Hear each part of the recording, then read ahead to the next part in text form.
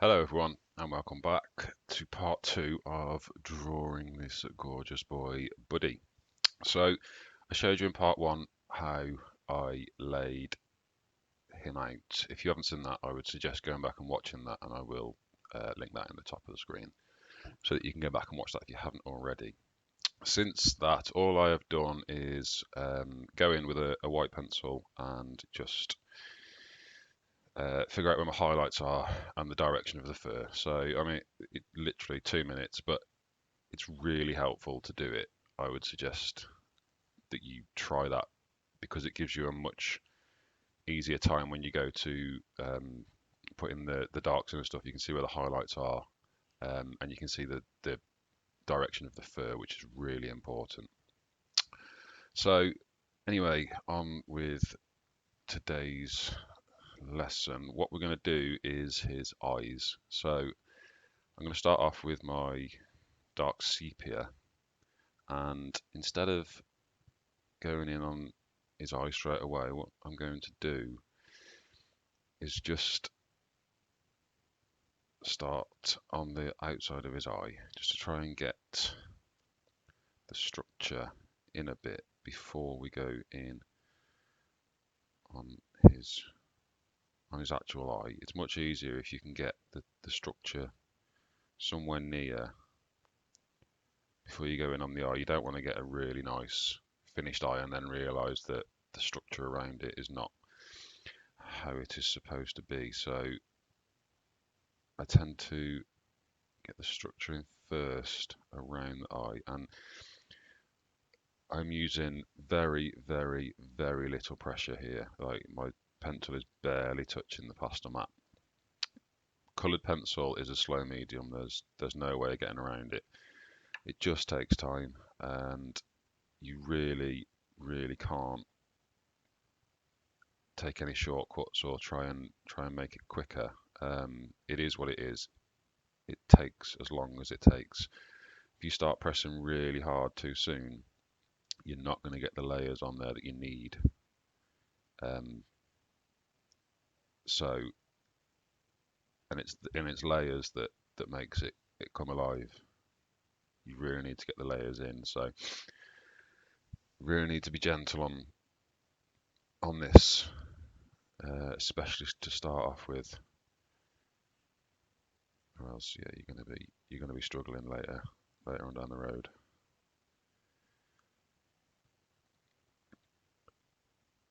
And I'm using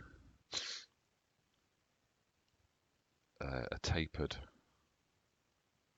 approach. So I'm landing, although it looks like I'm scribbling, I'm not.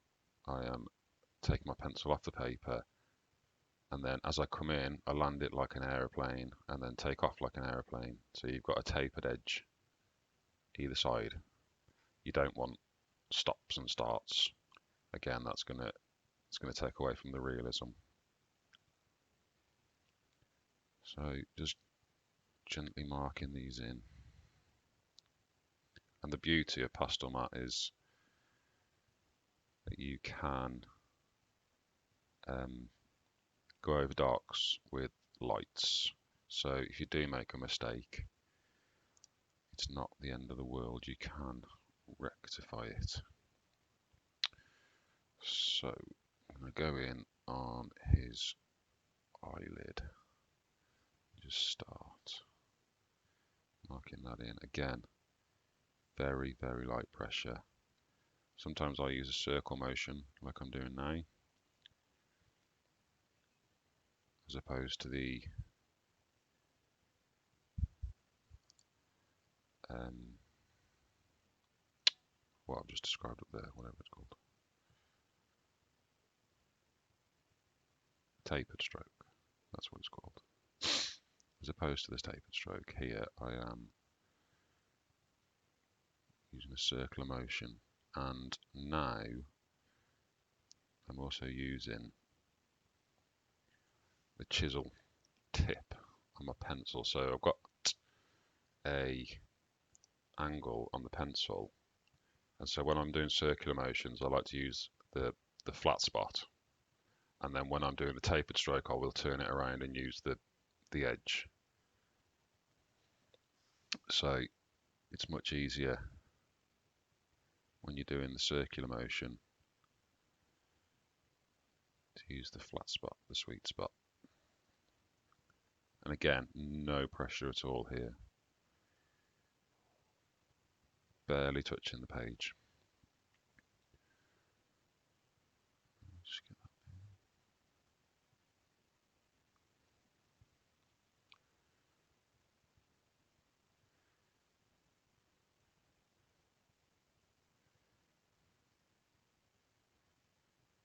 I really like taking my time. You can definitely tell when the piece is finished if you've took your time, or if you've tried to get on with it and get through it. It certainly shows. My issue is when I have a photo that isn't the best quality. Like this one is, I'm so excited to do this because it's such a fantastic photo and it's a lovely composition, and it will make a beautiful finished piece. But sometimes you get commissions come in that where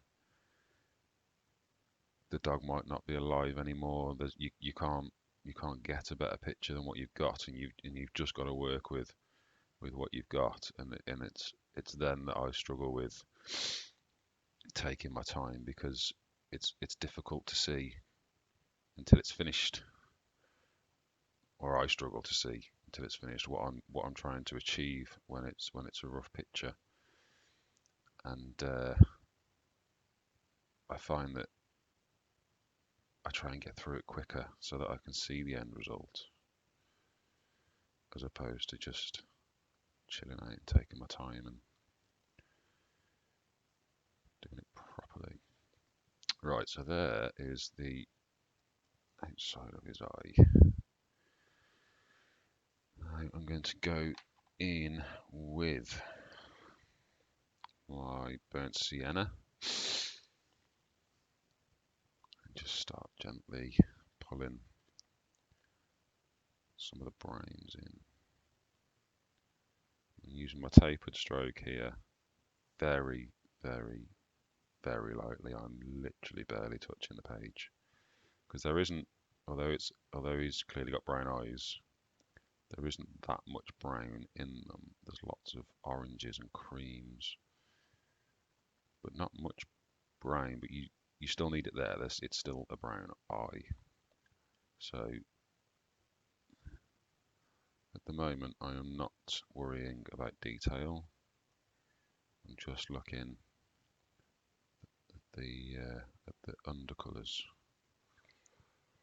Okay, so now I'm going to go in with a Caran Dache luminance, which is the Naples ochre, and try and get these lighter bits in the middle here. So with this one, I am using a circular motion.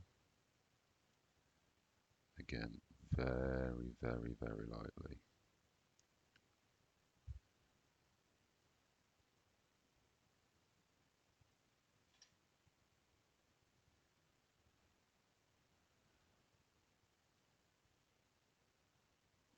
With eyes, they either come together really quickly and within 10 or 15 minutes you've got a beautiful eye, and you literally don't need to touch it again, or they take hours.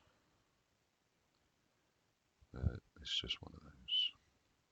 So what I'm doing here is just pulling the pigment down into the brown that I've already got on there.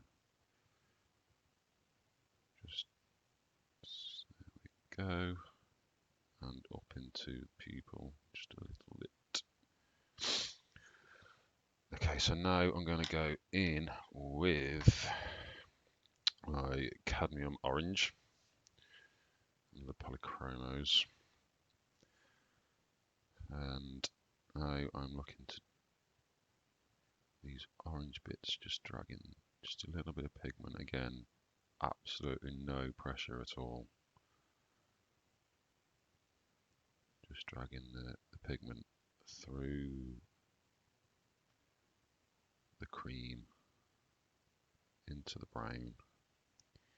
And the pigment will kind of sit on top of the pastel mat, and it makes it so easy to blend it. It really does. You need no pressure at all, and the pigments just blend together.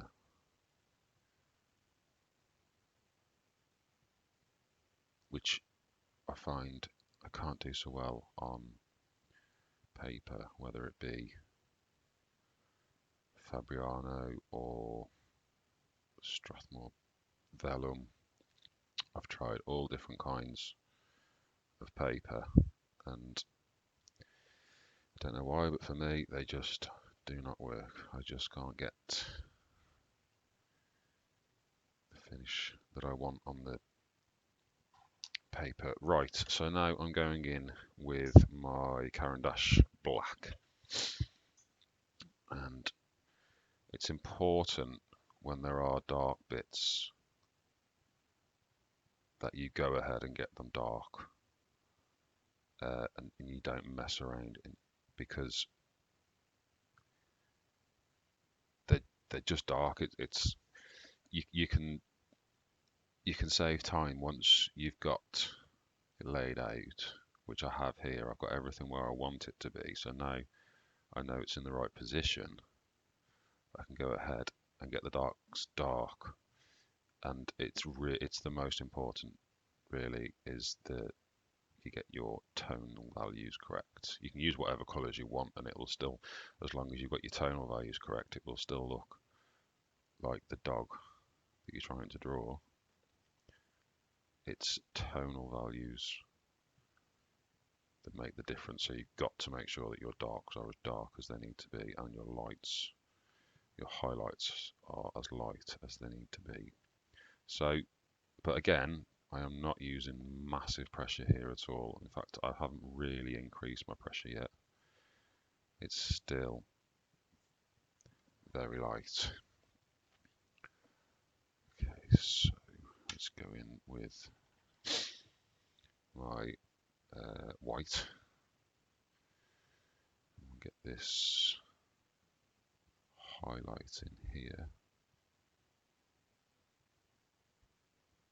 It looks like I've brought the eyelid down too far here, but because it's pastel matte and you can go over light with dark, it doesn't anymore. It's such a wonderful surface.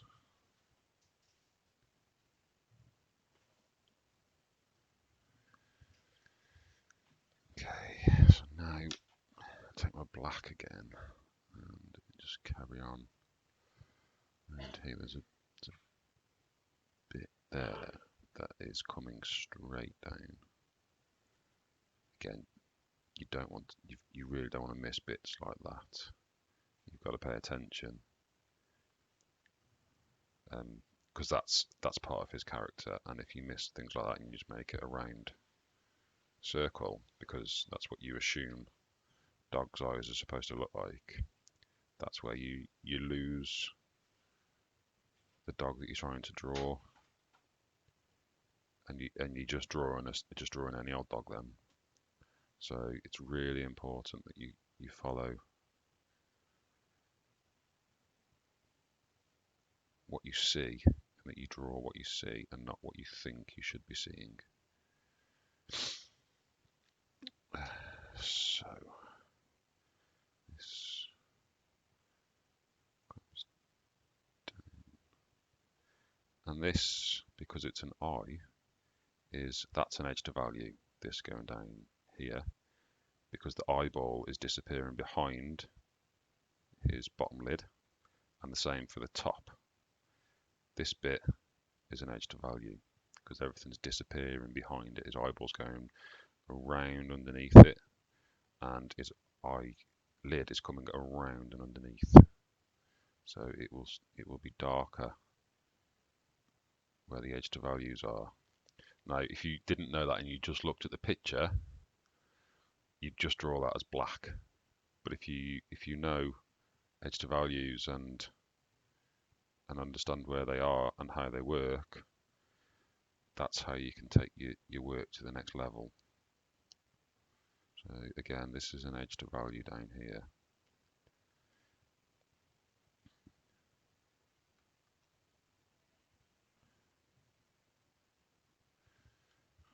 So just take those out just a little bit more, because we want the pigment up, even though it's lighter up there.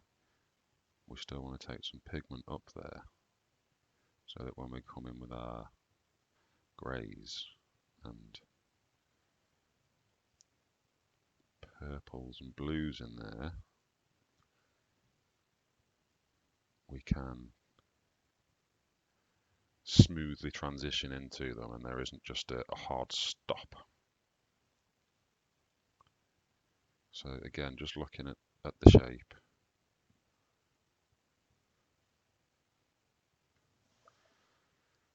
Okay, so now, excuse me, I will just go over the pupil again, this time with the black. It's not all black, you don't want a solid black pupil. There are spaces where it is, it's a bit darker there, there's a shadow. And it's also a little bit darker there. That's coming across, it's not coming down that much.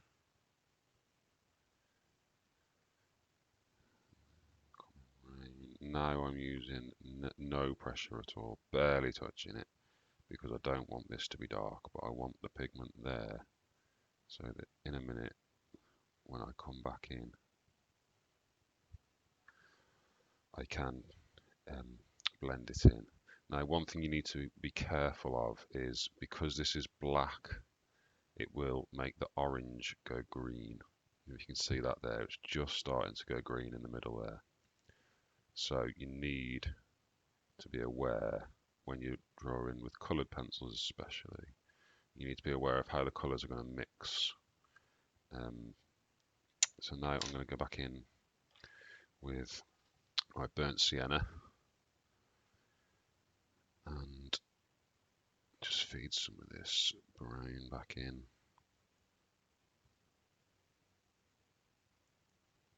Again, I'm using no pressure at all. And this is coming down here.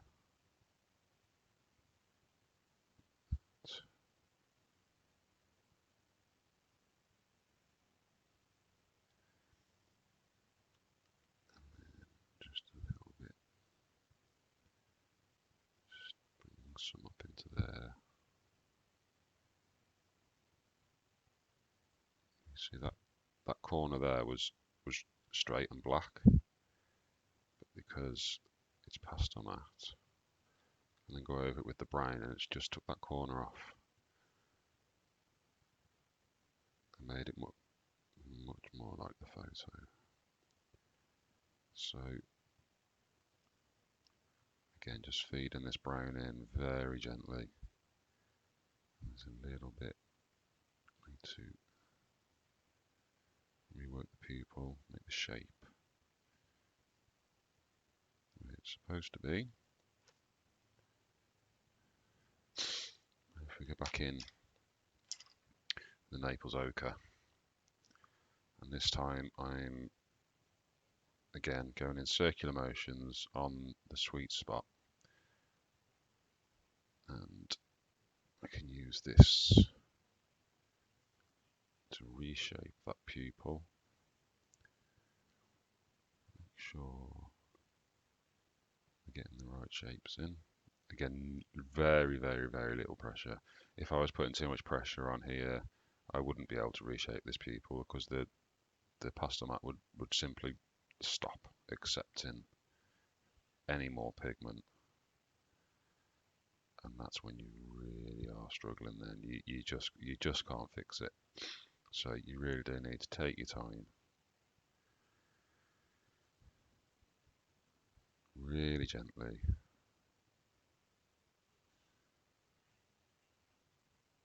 And it really does show at the end of the day.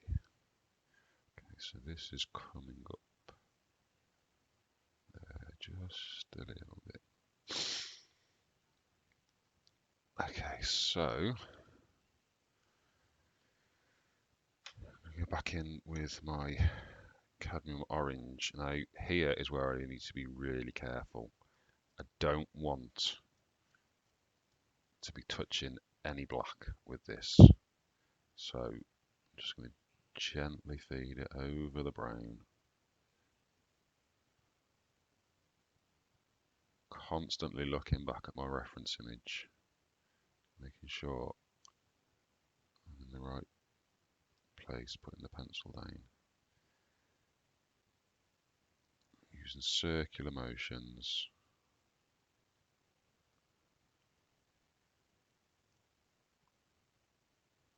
Actually, I am splitting between the two, some circular, some like an aeroplane on and off the page. It just depends which bit I'm doing and what I'm trying to achieve, and that's something that you learn the more that you draw, the more that you learn what you're trying to do, and how you should try and approach how to do that. I just want to feed some of this into this brown again, so gently, without using I'm not really using a tapered stroke. What I'm doing there is basically doodling,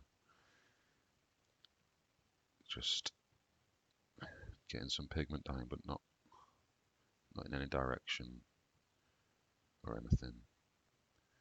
And then back to my circular motions. And now, because I wasn't getting much pigment down then, I switch my pencil around so that I'm on the chisel tip. I don't increase my pressure. My pressure's the same, but because it's on that tip, you get a lot more pigment come off.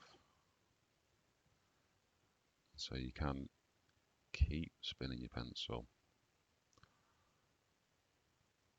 You will keep getting more and more pigment off. Okay, I think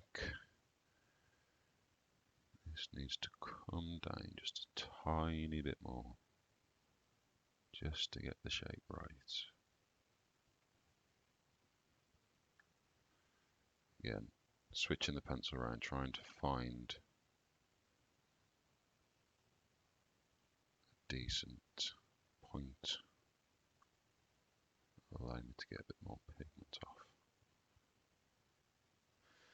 And it's important to sit back from your work and have a look, see how you're getting on.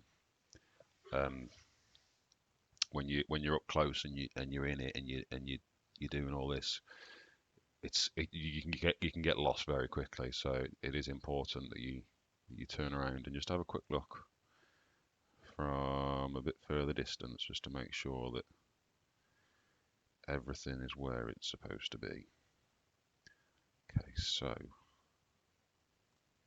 just want to darken this a bit down here. Again, this is an edge to value here, so it's going to be darkest right in the center there, right in the middle. And then I want this area to be darker, but I don't want to use black in there. Black will be too dark for one, but also it will make the orange green. So I'm going to go back in with my dark sepia and just gently bring some pigment in, just darken areas that need to be darker.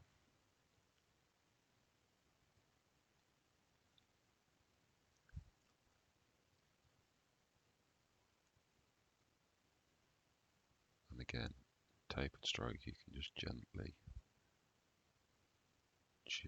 pull some into the orange. And we do want to gently pull some just up into there. Okay, so now, as you can see, that is gone in too far. Pulled the dark sepia in too far, but I haven't pulled the dark sepia in too far. That's because I can now come back in. I want a darker orange actually, rather than that cadmium orange. Let's go with, so this is Cornealien of the Caran Dache, and I just want to pull some of this into that dark sepia.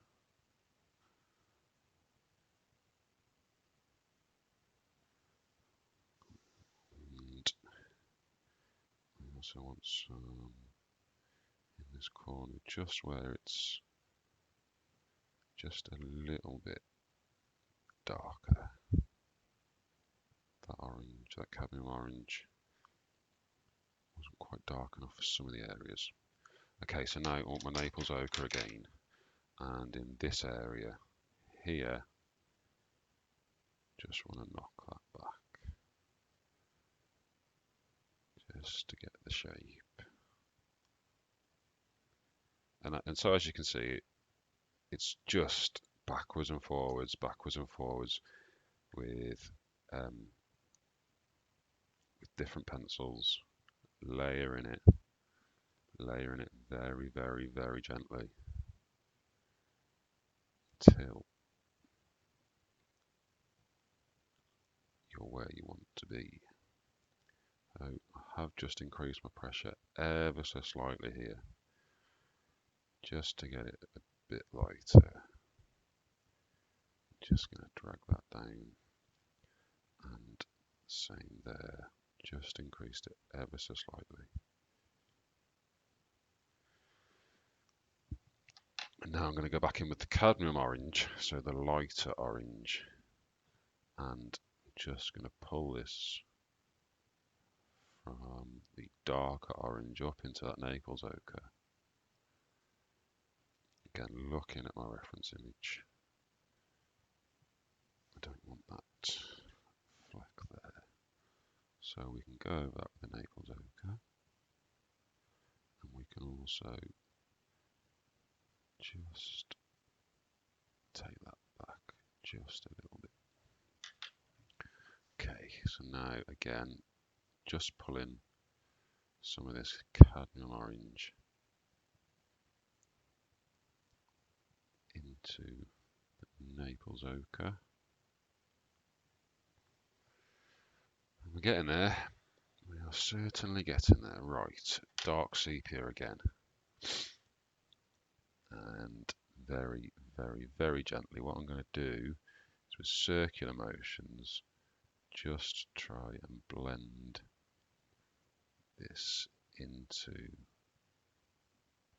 the Naples ochre and the oranges. And like I say, I'm barely touching it here, but you can see how it's just starting to lose that edge, just gently blending it. Okay. Another thing I like to use is a blending stump. This one's pretty dirty, but it's okay. And again, with very, very, very little pressure, just blending that pupil out ever so slightly. And as you can see, it blends out really nicely. Now there is a bit of blue up here, only ever so slightly, but it's something that we don't want to miss. So it's, I think it's a shadow from the sky actually.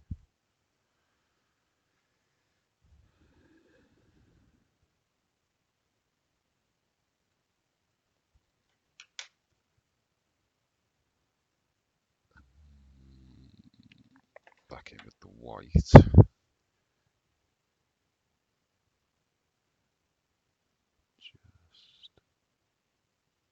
again, not much pressure. Just getting the shape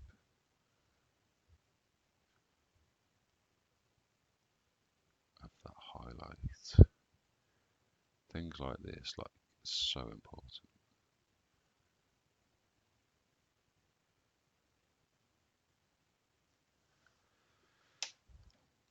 Now, dark sepia. Clean up the bottom of it.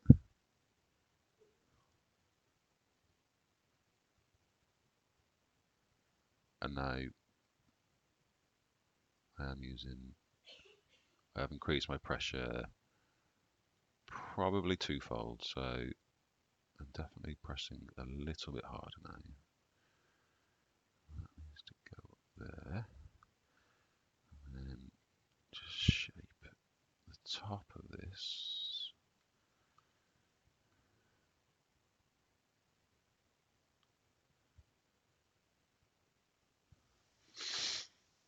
And now we are nearly there. Let's go with the burnt sienna again, and again, like I did with the dark sepia, I'm just going to go around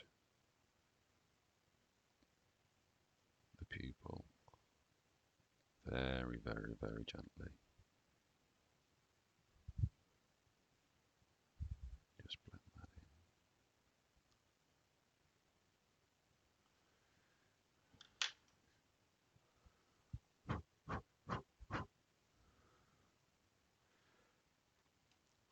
Back in with the black, just for the darkest bits of the pupil. And then this is the warm grey 3. Just sharpen it.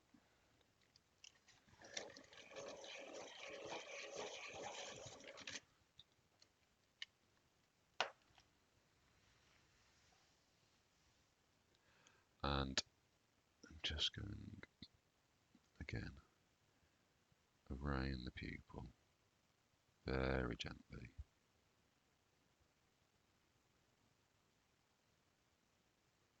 Just blend that in.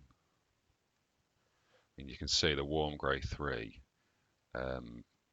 It's the way it's made. I don't know. It's what's inside it. But for some reason, the warm grey 3 and the warm grey 2 just blend everything so easily. Like the I had some lines of the pupil, the outlines that they've just blended it away so easily. The warm grey 3 and warm grey 2 are amazing pencils. They really are. Okay, so now I want to go back in with my dark sepia and just bring this slightly into that warm grey. I'm not going right to the edge, just bringing a little bit in. And now again with the black, darkest bits there.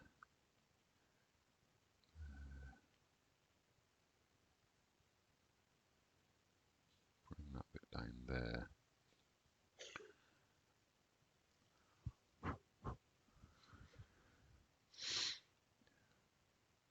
Gently shaping the pupil again,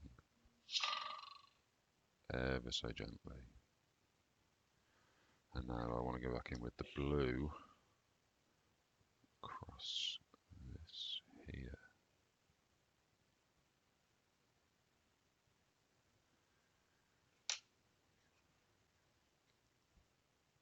And now back in with the cadmium orange.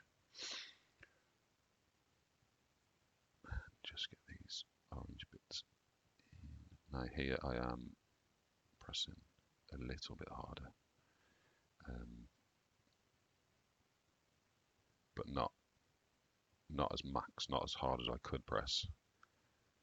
Just a little bit harder, just to get the pigment that I want down. And now last thing is, again, with the warm grey 3,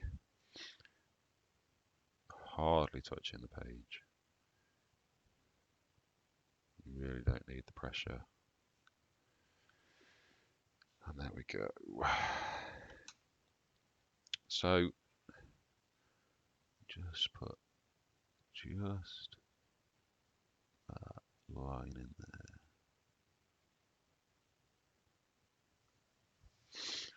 So there we go. We've got one eye done. What's that taken? That's taken 35 minutes. So, yeah, I mean, like I say, they can go one of two ways. They can go really easily, or they take forever. That one wasn't too bad, to be fair. So now I'm just going to go in with my warm grey 3 again across the top here and just get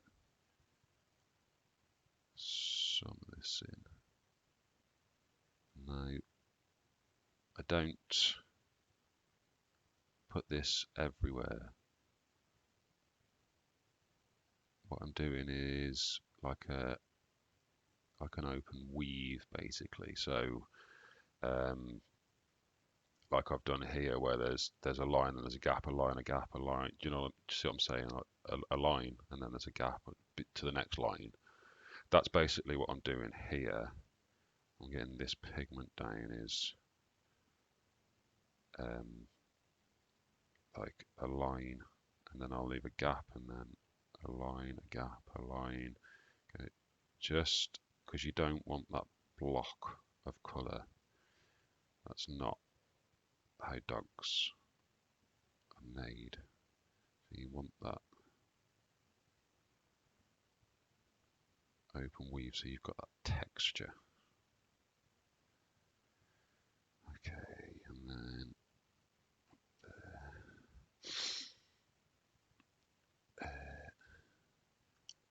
this is actually there.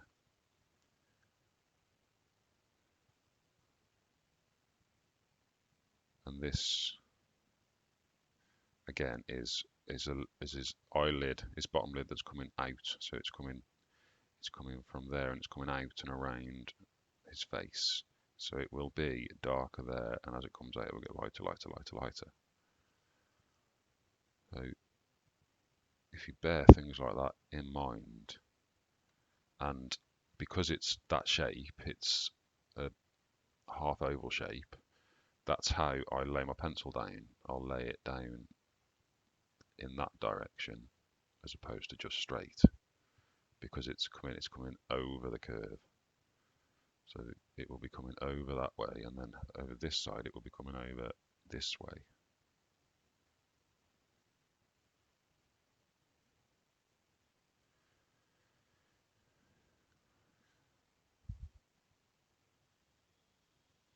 It really, really, really does help. It's so beneficial if you know the anatomy of a dog and you understand, or any animal for that matter, if you can understand how their fur grows and the way that it grows, it really helps when it comes to drawing them. Okay, so I'm going to go in with my dark sepia again and just get these bits in. As I said, this is curved, it's coming out and down, and you can see that with this here. So if you look at the reference image to put up in the corner, you can see that if you follow the line, it comes out of there, around, and then down and out. So it's coming over and then down.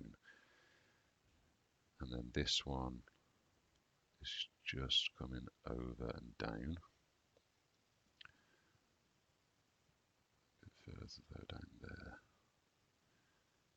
And then we can get this in.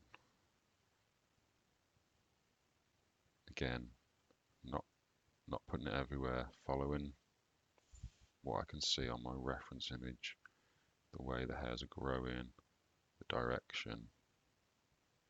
It's so important, that is, that you follow the way the hair grows. The most three important things for me when drawing a dog. Number one, proportions. It needs to be the right dog, which is why I lay it out the way I do when I'm doing commissions. Number two is tonal values. You have to get the lights light enough and the darks dark enough. Otherwise it doesn't look 3D, it doesn't look alive, it looks flat on the page, and that's really not what we want.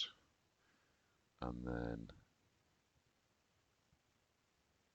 number three is following the direction of the fur. Majorly important, because you follow the direction of the fur and you get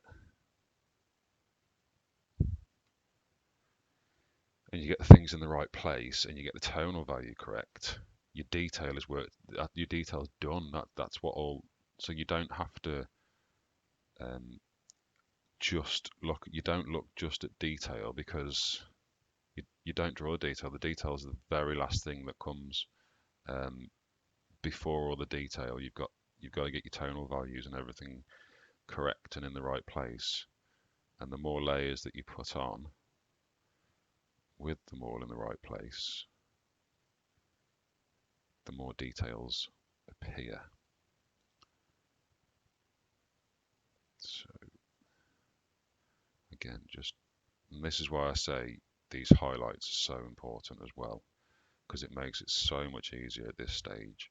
I can see where the highlights are, so I can just draw in between my highlights for my first layer, and then I know that the fur is going in the right direction, and it's where it's supposed to be. So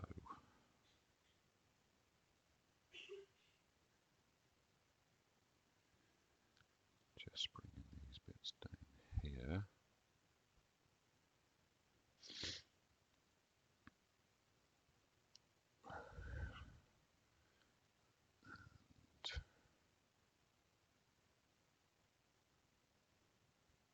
Come around here again. It's coming down this way, but then it switches and it starts coming up this way. But at the moment here, it's coming down. It switches about there. So these ones are coming down, but then these ones are coming up.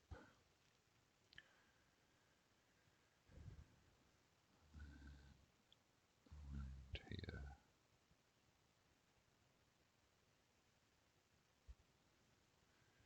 And I mean, this is all I do. Just follow what I'm seeing on my reference image, and just render it from that. I mean, like I say, this one's really good, because you can see it's such a good image that you can see the direction of all the fur. So this one will be a really nice piece. But sometimes, like I say, you get images, and this bit that I'm drawing now will just be a big block of colour, and you can't see any of the of where the fur's growing, and then the more dogs that you draw, the more you sort of realise, well, the hair's growing that way anyway, so it's not such an issue. But when you're first starting drawing, it's very difficult if you haven't got a good image to follow. Right.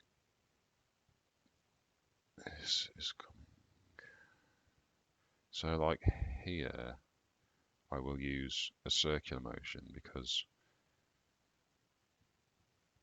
it's quite a block of colour there, and then coming up here, I can see that, and I can see it coming up here, but then again here, it's just a block of colour.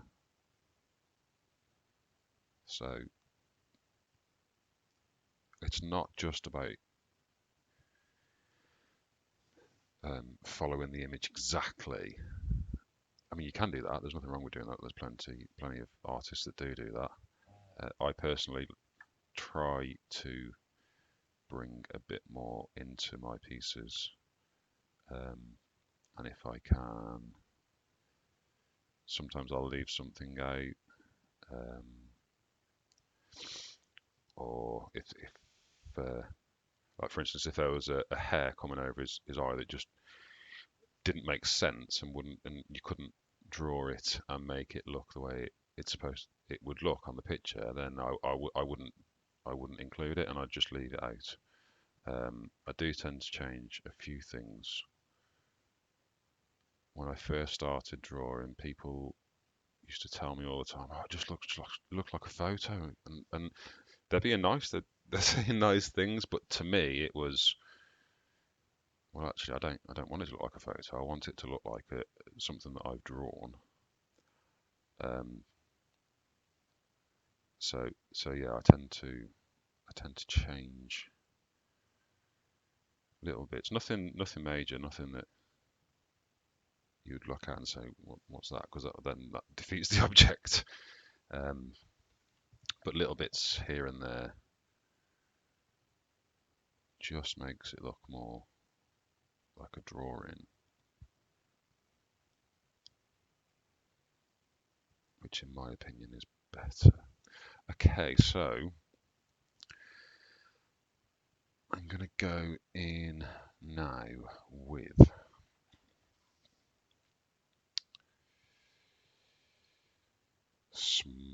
sky blue.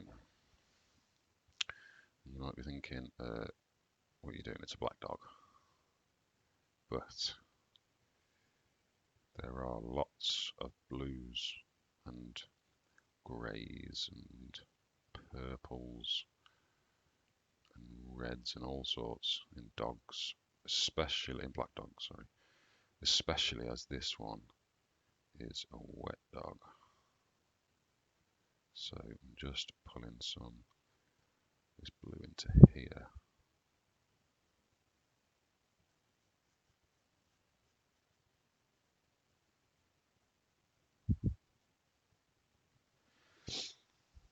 And down here,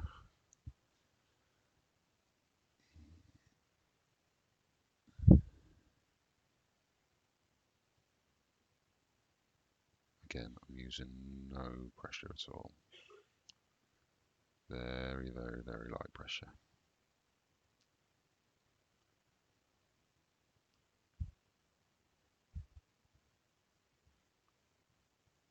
Just following the direction of the fur.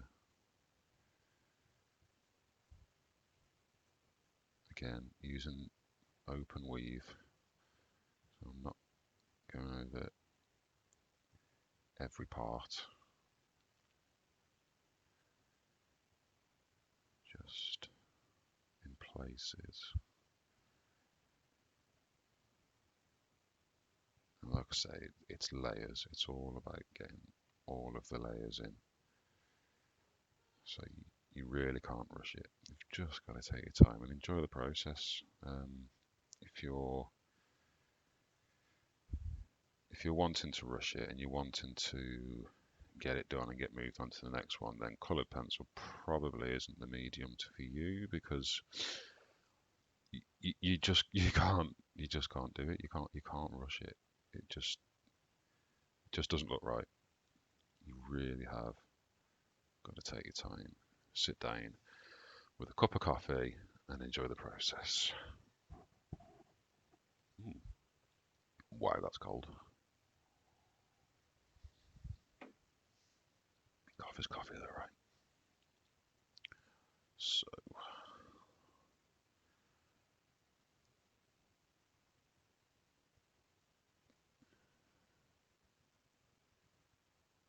Just getting this blue in these areas. Now I am going over this dark bit here because there is blue in it, and there is also blue in these pieces.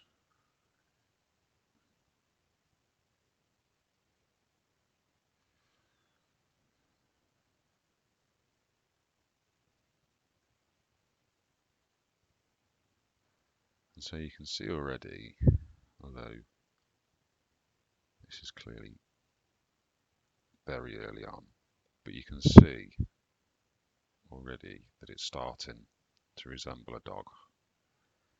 And that is one thing that I try and do. I try and get it looking realistic as soon as possible. There's nothing worse than fighting what you're drawing and trying and just not getting anywhere. And you feel like, oh, I'm not winning here. But if you can get in, and especially like I say with these highlights, they're so important, because it already looks like a dog. So it definitely helps. So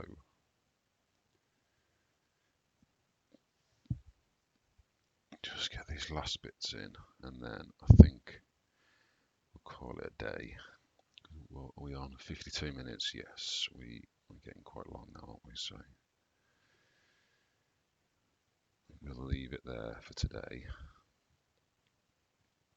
Actually, just quickly get this bit in so I don't lose it.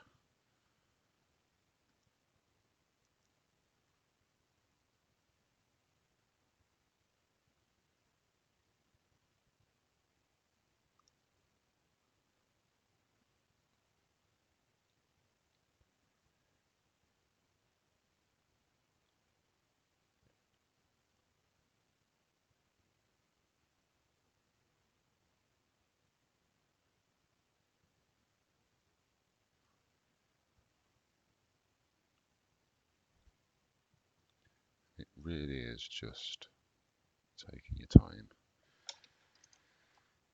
looking at your reference image and drawing what you see, not what you think you should see. That's one of the biggest mistakes that I see, is people draw what they think what they think a dog eye should look like, or what they think a dog's nose should look like, and inevitably what we think they look like and what they actually look like are two vastly different things. It's coming across here.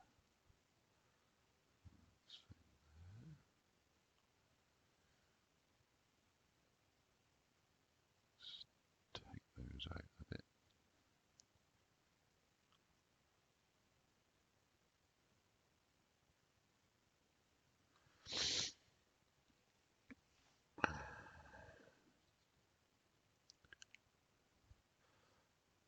So all I'm doing now is just trying to shape this just a little bit, just so I don't lose the shape that we already had. And I'm just doodling, basically. Just what I mean by doodling is just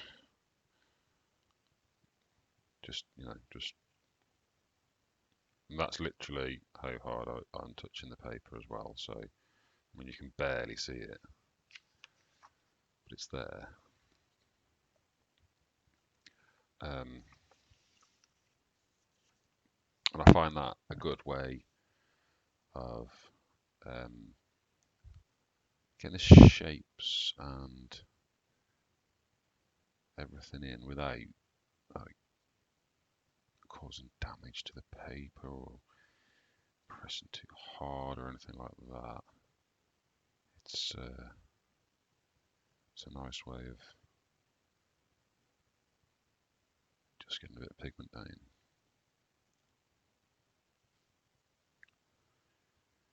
Anyway, we'll leave that for today. So I will be back with the next eye, and we will move on after that to his ear. So make sure you subscribe if you're not subscribing already, so that you don't miss out. I am going to do this whole dog in real time, so I'd love for as many people to have a go with me as possible. If anybody does want a copy of the reference image, let me know, and I can sort that out. And yeah, make sure that you like and subscribe and hit the bell so that you don't miss the next one. And I will be back with you shortly. All right, thanks guys.